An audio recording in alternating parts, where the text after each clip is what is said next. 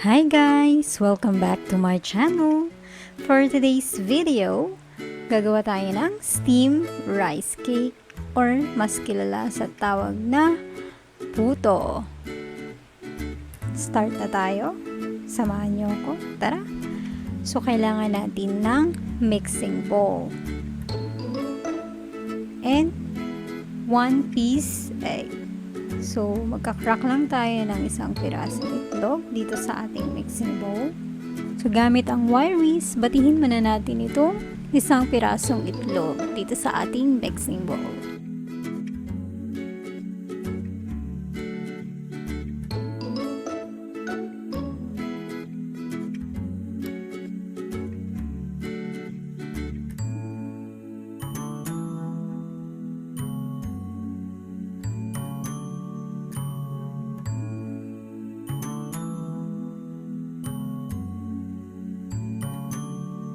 Kailangan din natin ng puting asukal. So, we will add 1/4 cup white sugar and we will mix this until well combined.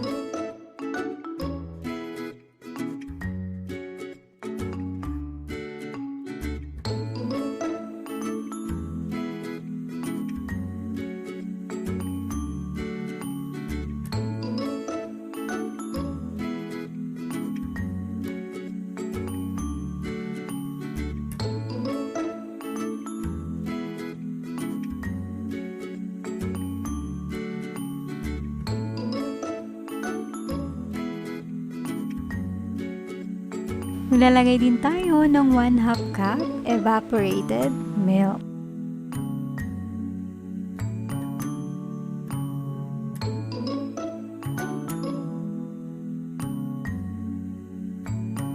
And 1/4 tablespoon ng vanilla essence or vanilla flavor. And maglalagay din tayo ng 2 kutsarang melted butter.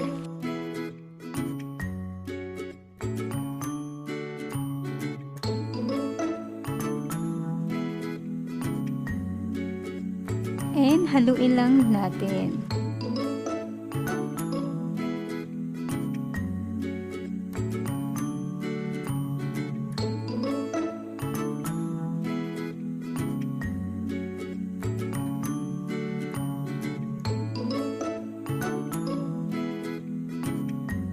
So, himayin lang natin yung tinapay ng maliliit na piraso.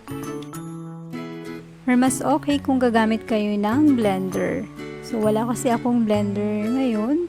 So, himayin ko na lang muna yung tinapay. Usually guys, yung puto, yung kanyang main ingredient ay all-purpose flour or harina. So, ngayon kasi, walang masyadong supply sa supermarket or sa mga stores sa tabing bahay. So, naisipan ko na ito na lang muna yung ilalagay ko na substitute sa harina, yung tinapay. So, let's see kung ano yung magiging result.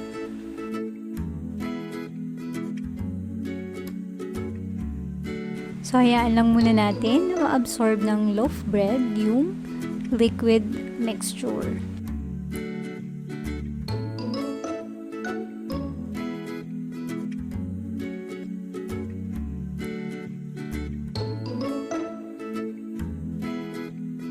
Pwede rin pala kayong gumamit ng kutsara para i-mash yung bread.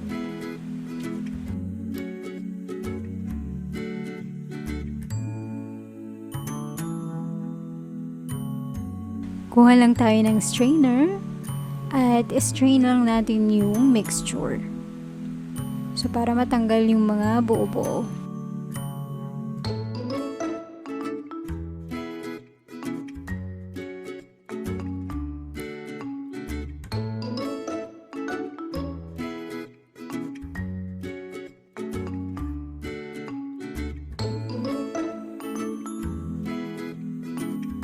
So, if ever nagagamit kayo guys ng blender, no need na salain yung mixture.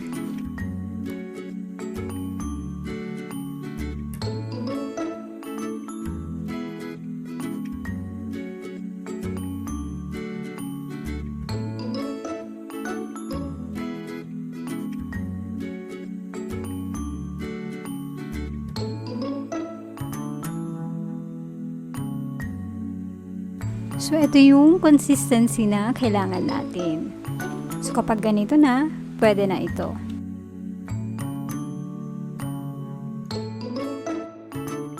So, i-ready na natin yung ating hulmahan ng puto.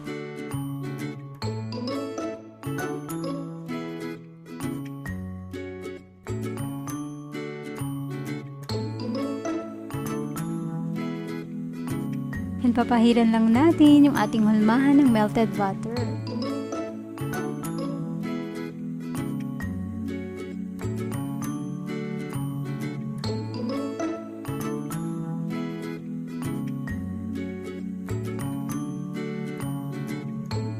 And maglalagay na tayo ng mixture dito sa molder.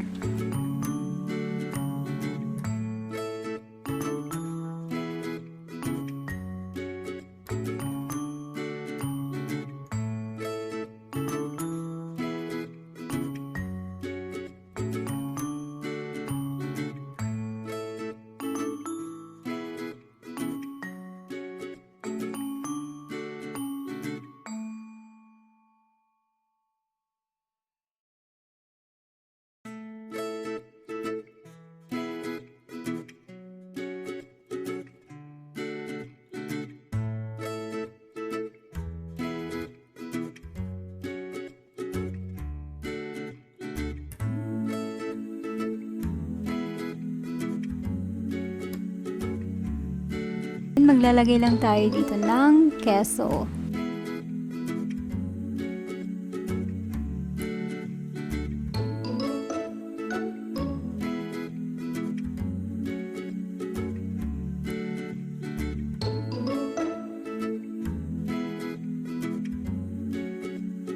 So, pwede na nating i-arrange yung mga puto dito sa ating steamer.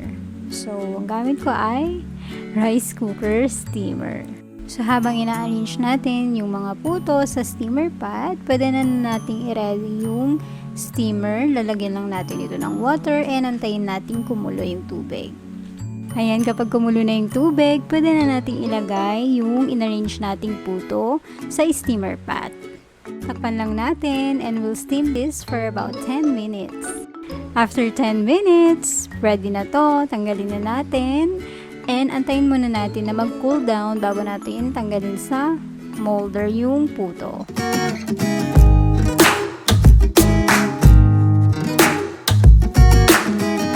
So, the result, guys. So, actually, guys, okay naman yung result. As you can see naman sa itsura. And malambot siya. So, yung texture niya is yung parang kutsinta. Parang ganon. Na malambot. Ayun. So, masarap siya, guys. Try nyo rin ito. Pag wala kayong harina. At kung nagustuhan mo ang video na to, don't forget to give it a thumbs up. And let me know in the comments section below. Thanks for watching. Bye-bye!